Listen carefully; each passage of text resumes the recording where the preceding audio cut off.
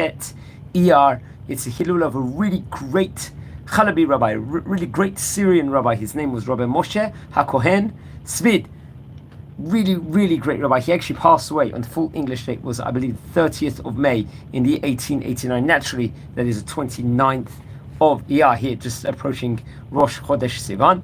He was a great rabbi also. He was a judge. He was a Diyan. Naturally, he was Posek Halacha. He rendered halachic decisions and was a head rabbi in Chalab also, and the rabbi of the Jewish community of Aram Tsubah. He also authored a very colossal Torah work, Shut, which was called Emet Umishpat also. So he was actually born in Aram Tsubah. Naturally, that is in Syria. Syria had a really great big Jewish community and the Torah community. Also, his father, I believe, was Rabbi Yosef Svid, and I think he actually happened to be the son himself of Rabbi Moshe Svid Z'tl. That was his grandfather, naturally, who was actually the author, I believe, of the Masa, a really great book, and very interesting also. So he grew up in Aram Tsubah. Actually, just notably, also, I believe we are going to see that he actually came from great lineage on both sides of his family. So he grew up in Aram Tsubah in Syria, as we stated before, and he was considered one of the great students over there, learning pretty much the whole day and the whole night Torah the whole time, which is very interesting also. And later on, at a young age, he would get married to his wife, who actually happens to be the daughter of Rabbi Chaim Mordechai Livton, who was another great rabbi from Syria, naturally also, who was happened to be a Rav Rashi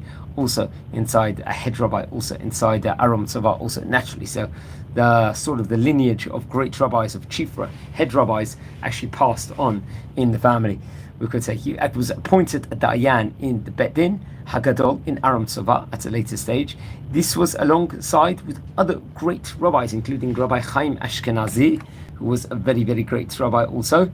Also Rabbi Ezra Ili HaKohen, and also he was at a later stage he was appointed the Chacham Bakshi, the main head rabbi over there, and the head rabbi of the Jewish community of Chalab, naturally. Also, it's actually interesting. His books was absolutely phenomenal over there, and there was many people learned and cited the rulings of his books.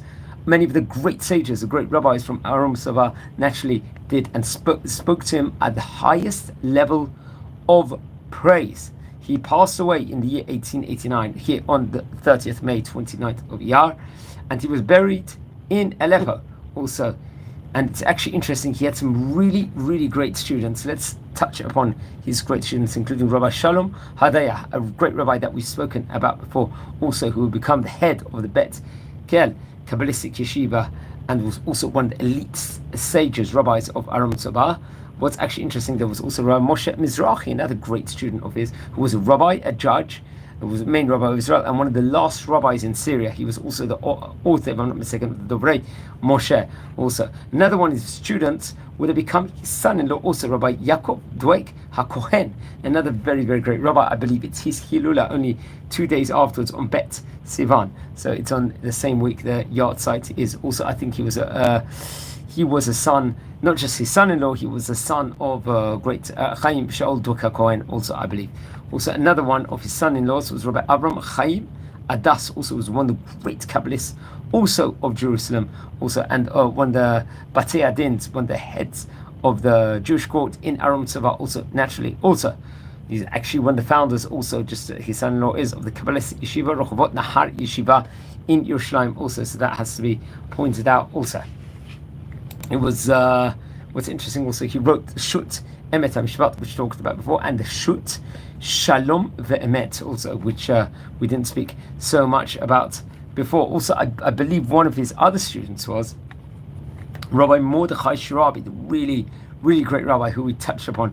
I believe it was his Hilula, his yard site in the month of Cheshvan. We did a video about just over 18 months ago on the great rabbi itself, and we've touched on a lot on many. We've spoken about many great of the Syrian rabbis also over here, and he certainly was one of them. Please don't forget to light candles in the great Chacham's memory, and learn much more about him. I'm going to do actually a separate video, Be'ezras Hashem, with in regards to Rabbi Yaakov Dweka Kohen, where it's his Hilula on the Bet Sivan, so also watch his space with in regards to that. And don't forget to subscribe to the channel and watch over all the previous videos that we've covered. And very, very important, you learn about the great Rabbanim.